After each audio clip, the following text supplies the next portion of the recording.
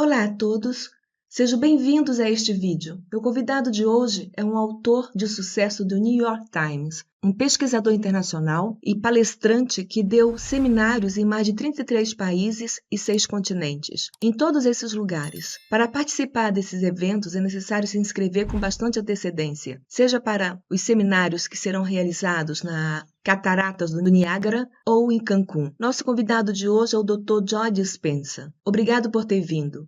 É um prazer recebê-lo. Há um bom tempo acompanho o seu trabalho e o recomendo a muitas pessoas. Também tenho visto vários amigos meus se beneficiarem com o seu ensinamento. E para as poucas pessoas que ainda não conhecem o seu trabalho, eu lhe peço para, em suas próprias palavras, descrever o que você faz.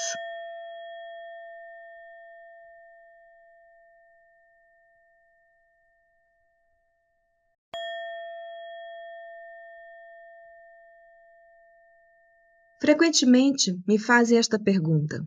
Você sabe, eu acredito muito na possibilidade do potencial humano e acho que uma de nossas crenças mais limitantes é acreditar que somos limitados.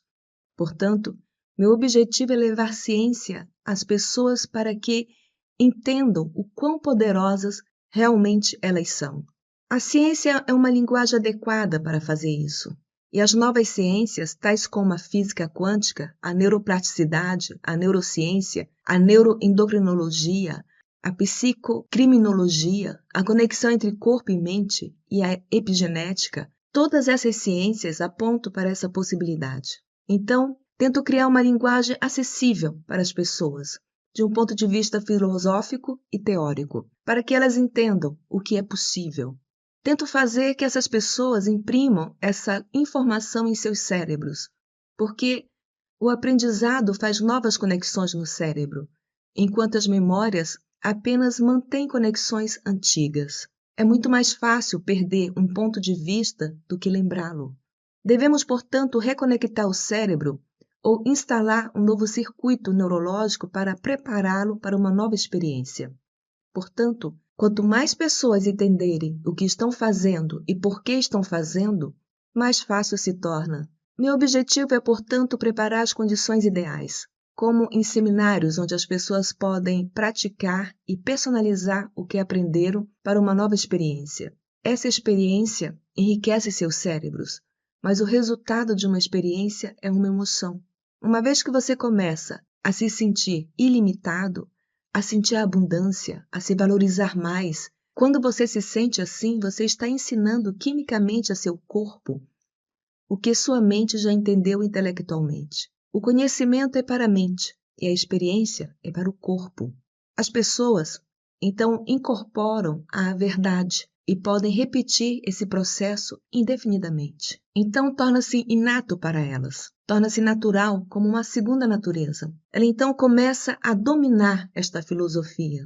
Eu realmente gostaria que as pessoas entendessem que os pensamentos são muito poderosos, que nossas emoções influenciam nossos pensamentos e que elas têm o poder de criar vidas melhores para si mesmas, desde que elas entendam certos princípios. Existem muitos depoimentos sobre o assunto. Eu ouvi você dizer que nós nos tornamos vítimas de nossas vidas. Você poderia nos explicar o que quer dizer com isso? E como não podemos mais ser vítimas? Acho que existem vários graus de compreensão para isso, porque as pessoas muitas vezes usam a palavra vítima e infelizmente não gastamos muito tempo tentando entender o que isso significa. Se eu te perguntasse como você está hoje e você me responde, eu não estou muito bem por causa dessa pessoa, por causa dessa situação ou por causa dessas condições em minha vida, portanto, este não é um processo consciente. É um programa inconsciente. Quando você diz tudo isso, o que você realmente está dizendo é que outra pessoa está controlando como você se sente e o que pensa. Então, se algo externo está controlando suas emoções e pensamentos, você é considerado uma vítima disso. Mas aqui está o problema. Quando tudo está indo muito bem, então você se sente bem. Mas quando as coisas não estão indo bem, você não se sente bem. O resultado é que muitas pessoas se tornam inconscientemente dependentes de algo externo para mudar o modo como se sentem profundamente. Mas se não entendem que são elas que criam a realidade e que vivem na falta, na desvalorização, onde a separação espera constantemente que algo aconteça em sua vida para não sentir a falta ou o vazio interior, assim elas passarão a vida inteira com saudade, anseio latente e esperança. Isso cria ainda mais separação. A ideia é, portanto, mudar as coisas. É possível que a maneira como você pensa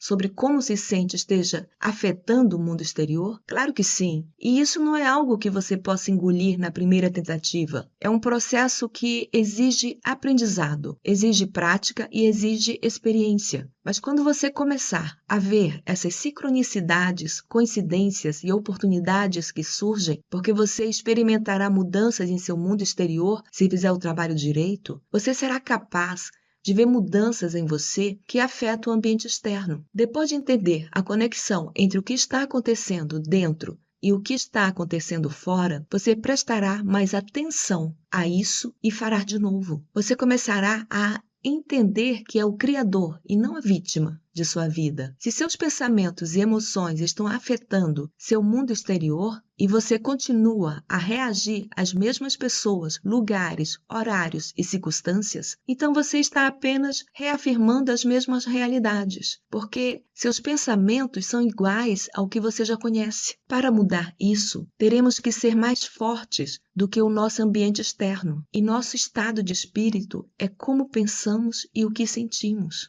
Então, quando as pessoas começam a praticar isso, elas não querem mais entregar seu poder a uma pessoa ou a uma situação externa. Porque quanto mais intensa é a emoção que você sente em relação ao problema, mais essa emoção te impacta internamente. E aí você vai dar importância à causa desse problema. E a energia sempre vai para onde você coloca a sua atenção. Então, você está dando sua força e energia vital a essa pessoa ou a esse problema, em vez de usá-la para se curar, criando um novo futuro para si mesmo. Ensinamos as pessoas a se autorregular e voltar ao momento presente para acalmar seus corpos, que estão nas garras desses programas inconscientes ou dessas emoções condicionadas. Esse é o trabalho. Então, quando você começar a diminuir a intensidade dessas emoções, fazendo esse trabalho e se controlar de uma certa forma, quando o seu estado emocional mudar, você não vai mais pensar naquela pessoa ou naquele problema e vai retomar o seu poder.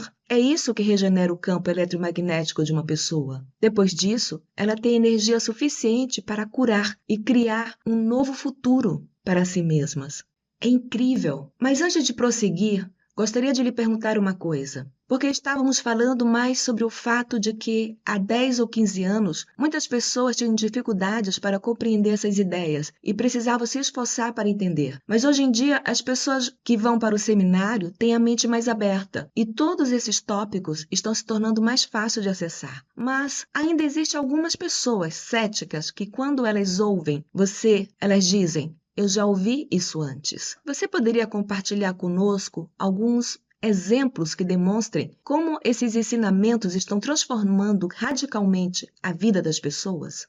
Primeiramente, 15 ou 20 anos atrás, todos se banhavam em um reino filosófico. Ninguém queria colocar as coisas em prática. Mas em nossa época, saber das coisas não é suficiente. Também precisamos saber como fazer, pois a informação é tão acessível hoje que você não precisa de um médico, você não precisa de um padre ou de um rabino. Você não precisa de uma autoridade ou de um professor para assimilar informações. Você não precisa mais disso. Graças à tecnologia, agora temos acesso à informação e a informação está aumentando a conscientização. E você não pode estar ciente sem ter energia. Então as pessoas começam a acordar quando percebem o que é possível. Há 10, 15 ou 20 anos atrás, eu pude perceber que ainda havia algum tipo de resistência. Mas hoje, as pessoas chegam porque querem experimentar a verdade.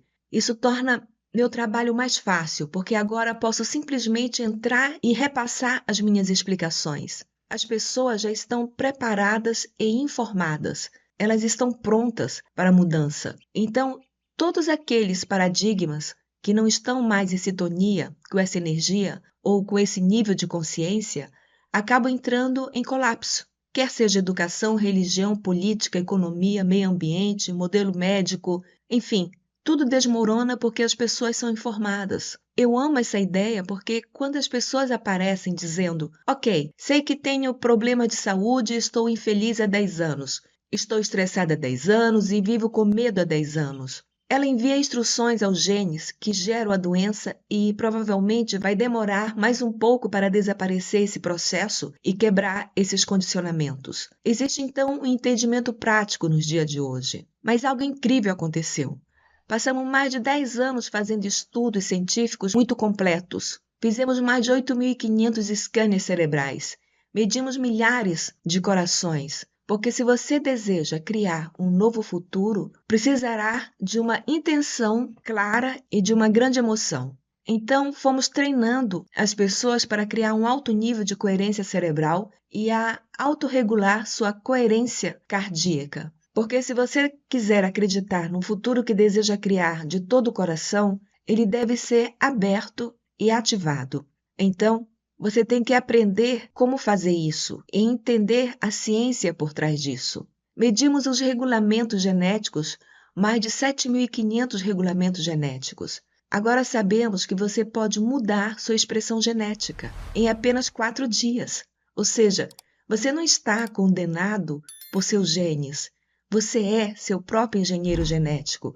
Você pode prolongar sua vida. Vimos os telômeros se alongarem após 60 dias de medição. Você adiciona dias à sua vida e muda a sua genética futura. Você também pode fortalecer seu sistema imunológico pelo pensamento. E isso é baseado em evidências científicas. E as pessoas adoram essas evidências porque eles mostram o que pode ser feito. Você nunca verá isso em um anúncio de medicamento. Você não verá isso ao seu redor. Você tem que procurar por isso sozinho. Isso estabelece as bases que permitem as pessoas de vir com vontade de experimentá-las. Elas não vão dizer aos outros, de repente, eu quero curar meu corpo imediatamente. Elas vão dizer sim. Primeiro, eu tenho que criar coerência no meu coração e no meu cérebro. Primeiro, devo fazer esforços para aprender como fazer isso. É como aprender qualquer habilidade. Aí tem depoimentos de pessoas que lutam contra o câncer, de cegos que passam a enxergar, de surdos que podem ouvir, de pessoas com tumor na tireoides, com doença de Parkinson, com miastenia, com esclerose múltipla ou com doenças genéticas raras. Pessoas para quem os remédios não têm solução. Elas tentaram todas as formas de cura convencionais sem obter nenhum resultado. Aí elas começam a fazer esse trabalho. E aqui estão elas, um palco, na frente de 1.000 pessoas, dizendo: eu tive câncer, tipo 4, tentei todos os tratamentos, fiz quimioterapia e parei porque piorou, tentei de tudo. Aí comecei a fazer esse trabalho, demorou 6 semanas e agora volto do meu médico que me informou que não tem mais vestígios de câncer, nem no scanner, nem no exame de sangue. Meu médico quer saber como eu consegui fazer isso. O paciente fala para ele que está regulando os genes da doença para baixo e os genes da saúde para cima. Aí o médico coça a cabeça e diz: o que você quer dizer com isso? Você tem a prova hoje, graças aos testemunhos, e a evidência leva a mensagem adiante. Assim como uma doença pode se espalhar em uma comunidade, acho que a saúde e o bem-estar também podem se tornar contagiosos, assim como uma doença. A pessoa na plateia vê aquela pessoa no palco com câncer tipo 4, contando sua história. Não é glamour, não é Hollywood, é real. Ela perdeu tudo, ela faliu, ela perdeu seus amigos, ela perdeu algumas coisas em sua vida, mas ela perseverou. E essa pessoa é um exemplo da verdade. Ninguém pode negar. Como uma pessoa que ficou cega de um derrame e o médico disse que sua visão ia piorar, aí ela experimentou um momento transcendente e em seguida ela pôde voltar a enxergar. Ninguém pode negar isso. Muitas pessoas passaram por mudanças transcendentes. Com tudo o que está acontecendo hoje em dia, estou ainda mais surpreso do que todo mundo, porque eu nunca havia considerado isso tudo. Até que tudo isso pudesse acontecer. Estou muito feliz e agradavelmente surpreso por poder ver o que está acontecendo. Acho que fomos além da compreensão depois de passar pelo véu da ilusão da consciência. Então, outras pessoas que veem tudo isso, elas podem fazer isso também. Isso deixa uma grande marca na consciência humana. e no campo quântico. Existem evidências na realidade tridimensional. É hora de acordarmos e percebermos nosso verdadeiro potencial. Absolutamente amo tudo isso. Obrigado por compartilhar isso conosco. É incrível como seu trabalho transformou a vida das pessoas. Agora eu gostaria de falar sobre o aspecto prático de quebrar nossos hábitos, porque é isso que somos afinal. Temos pensamentos negativos, temos o estado de ser de uma vítima, somos o tipo de pessoa que diz: estou muito ocupado, tenho muito o que fazer, tenho muita carga mental, estou ansioso, ou é culpa dessa pessoa no trabalho, ou é culpa daquela outra pessoa. Todos nós estamos banhados nesta realidade hoje. Como nós podemos quebrar esses hábitos de forma simples e que realmente isso possa possibilitar a mudança? Se diz que você deve meditar pelo menos 20 minutos por dia. Mas a menos que você esteja realmente ocupado, você deve meditar 1 hora por dia. Portanto, a informação é o que torna isso possível. Se você acredita que seus pensamentos têm algo a ver com seu futuro, apenas teoricamente falando, que seus pensamentos criam seu destino, e quando vemos que temos entre 60 e 70 mil pensamentos por dia, e que 90% desses pensamentos são apenas os mesmos pensamentos do dia anterior, então sua vida não mudará muito. Enquanto você continuar pensando as mesmas coisas, esses mesmos pensamentos levam a fazer as mesmas escolhas. As mesmas escolhas levam ao mesmo comportamento. Os mesmos comportamentos levam exatamente às mesmas experiências e provocamos as mesmas emoções a partir dessas experiências. Essas emoções são as consequências que levam aos mesmos pensamentos e nossa biologia, circuito neuronal, química interna, hormônios e até mesmo a expressão do gene se tornarão iguais à maneira como pensamos. Como nós agimos e o que nós sentimos, a maneira como pensamos, agimos e sentimos constitui a nossa personalidade. E nossa personalidade cria a nossa realidade. Isso é tudo. Portanto, a personalidade das pessoas que estão assistindo a este vídeo criou sua realidade pessoal, que elas chamam de vida. Se você consegue entender esse conceito e se quer criar uma nova vida para você criar uma nova realidade, você tem que mudar sua personalidade. Isso significa que você deve começar a observar seus pensamentos para poder trocá-los. Ao fazer isso, você se tornará ciente de suas próprias ações e hábitos inconscientes, o que permitirá que você os modifique quando quiser. Você também deve observar as emoções que estão passando por você a cada momento do dia. Essas emoções que mantêm você amarrado ao passado e decidir que essas emoções não farão mais parte do seu futuro. Existem muitas pessoas que tentam criar uma nova realidade mantendo a mesma personalidade, mas isso não funciona. Você literalmente tem que se tornar outra pessoa. A neurociência nos diz que as células nervosas que se ativam ao mesmo tempo se conectam. Se você continuar pensando da mesma forma, fazendo as mesmas escolhas, tendo os mesmos hábitos, criando as mesmas experiências, você vai fortalecer as mesmas redes neuronais da mesma forma, o que no final vai reafirmar quem você é. Mas se você fizer isso por mais de 10 anos, você reconectará sequências específicas de neurônios em seus cérebros, que se tornarão sua identidade. E quando você chega aos 35 anos, eles não vão mudar mais.